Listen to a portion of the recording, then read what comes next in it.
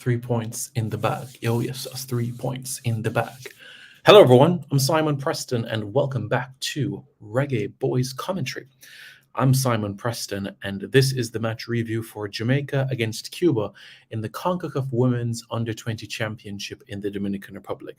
Jamaica have registered their first win of the campaign, and despite all the hiccups, the injuries, the problems that have surfaced in the camp, the Under-20 Reggae Girls have picked up their first victory in the qualifiers, and that is right, up we go.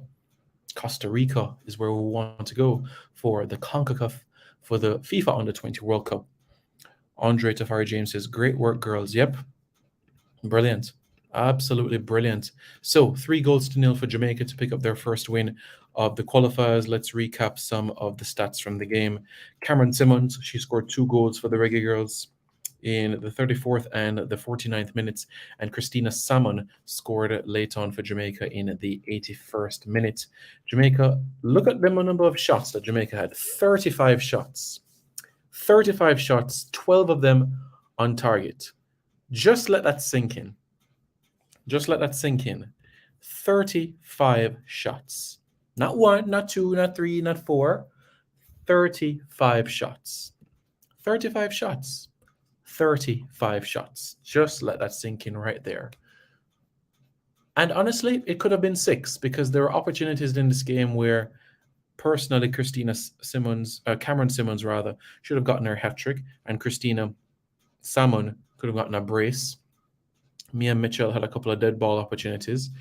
So it could have been 6 and should have been 6 in all reality. But this is a positive sign.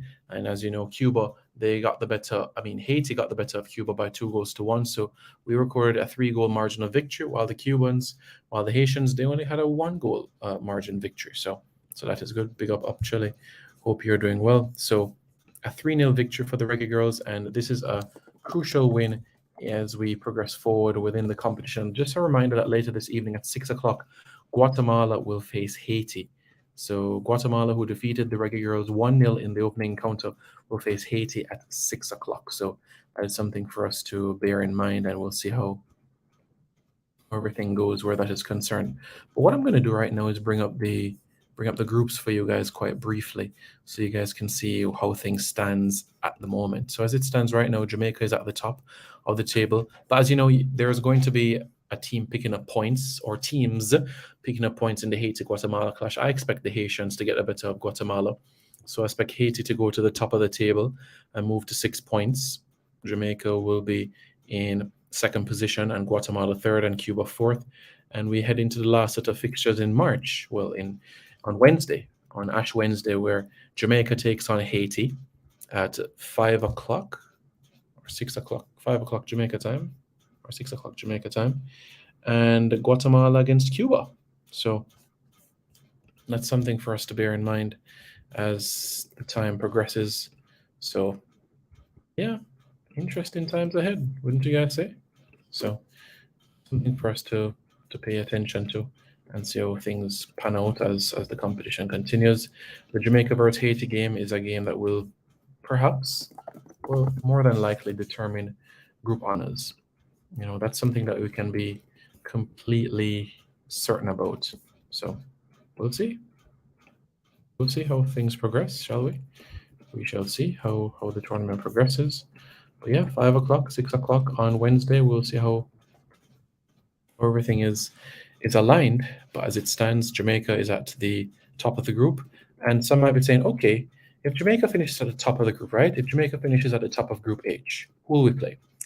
Well, based on this, Jamaica will face Bermuda if we top the group. So on March 5, which I believe is Friday. Yeah. Or Saturday. No, Saturday. Yeah. On Saturday, Jamaica would face Bermuda if Jamaica tops the group. So a victory over Haiti, and I feel Jamaica will top the group, depending on goal difference and everything of that nature. So if we top the group, we'll play Bermuda in the round of 16 of the competition. So yeah, we shall see.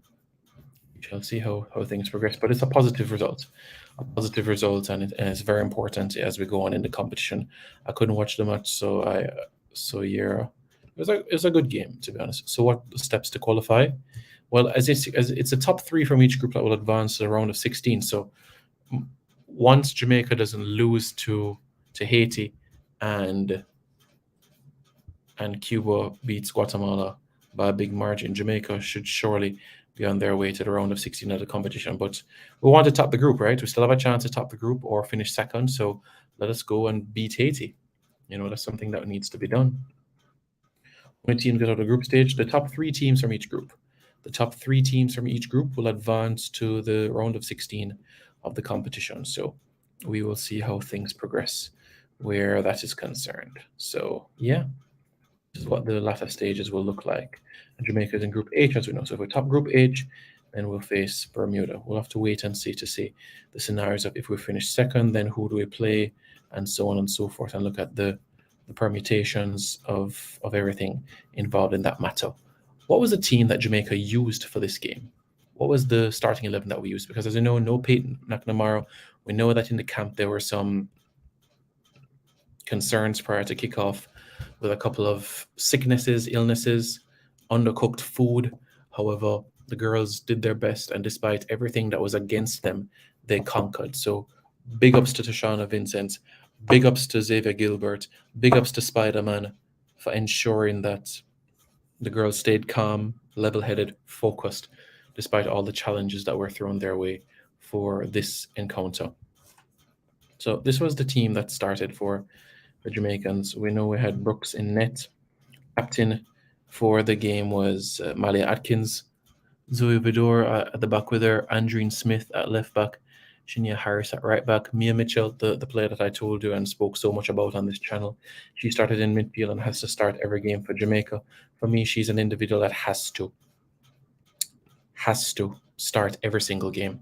For me, that's an element that needs to happen. When you have an individual or a player that has the drive, the tenacity, the skill to be able to pick out a pass, to be able to find those movements, then that is exactly what you need. Those are the exact elements that you need in order to ensure that you get the best results. So I'm quite pleased of her performance. And this is a player that can make the transition towards the senior team in the near future. So we hope that after the progression in university, college, that those forward steps will be made and things can progress from there on in. So it's an outstanding performance where that is concerned. A 3-0 victory, 35 shots. Just bear that in mind. 35 shots in 90 minutes. So we're talking about just let this sink in. A shot every 2.5 minutes. A shot every 2.5 minutes. And that is significant coming from the first game. It looks like the pre-game nerves, the jitters have been cast aside. So it is good. It's commendable. And I must say, a massive, massive big up to all the team, the support staff, the massage therapist, the team doctor, the masseuse, the physical trainer, Lamar Morgan, that ensured that these girls were prepared despite only having 2 training sessions. I still hold the view, though, that for a 20-player squad, to only have 1 sports massage therapist in camp is too little. 20 players and 1 sports massage therapist. For 1 human being, we only have 2 hands, right? So what can you accomplish? Imagine if there was 3 or even 4 sports massage therapists in camp. Less time to go through to ensure the players recover after training, after games, instead of 1 person burdening them down for 20 players. You know how long that takes? Quite a time, doesn't it? That's why you can't have 1 physiotherapist. You can't have 1 sports massage therapist. You can't have 1 physical trainer for upwards of 20 players. For me, that's a massive, massive, massive, massive, massive letdown. And it's not something I'm pleased about. I'm not pleased about that, but I'm pleased about the result and also the comments that we have as well.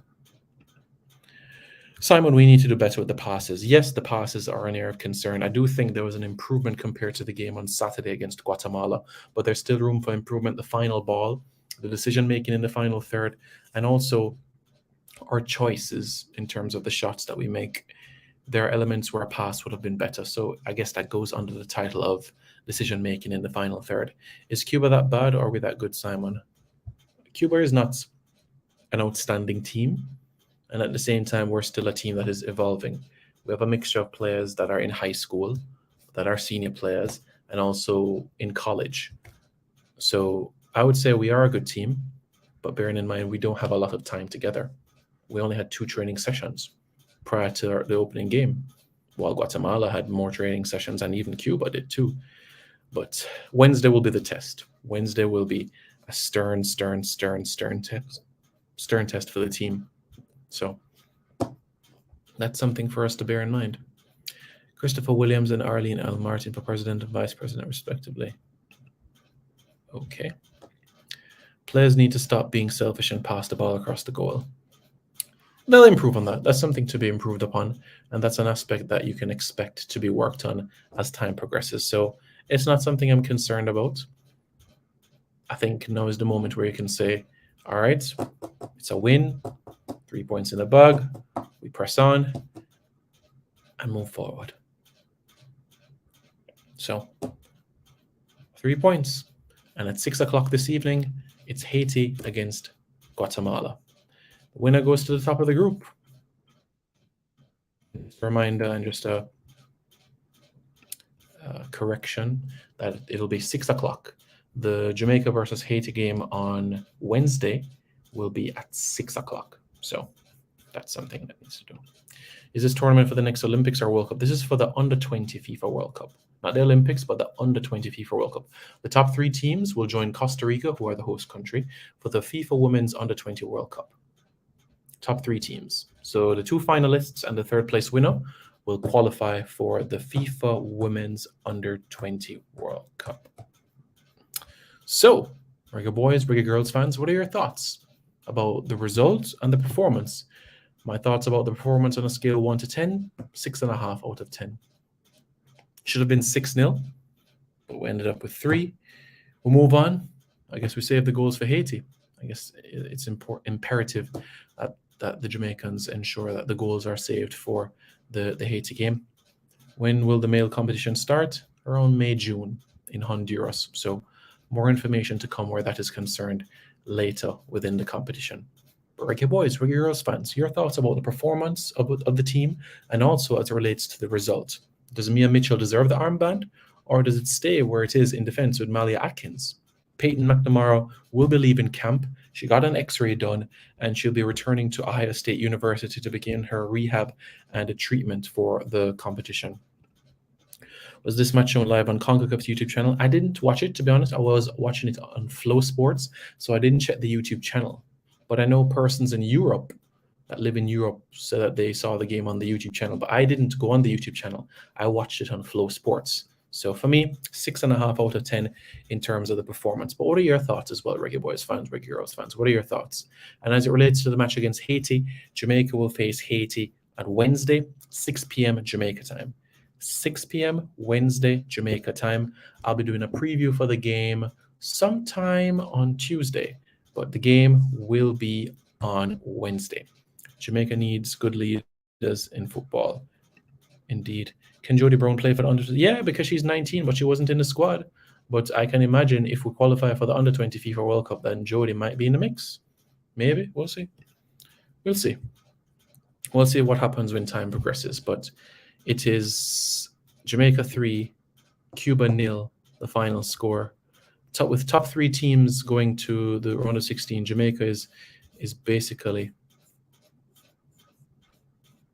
almost assured of a next place.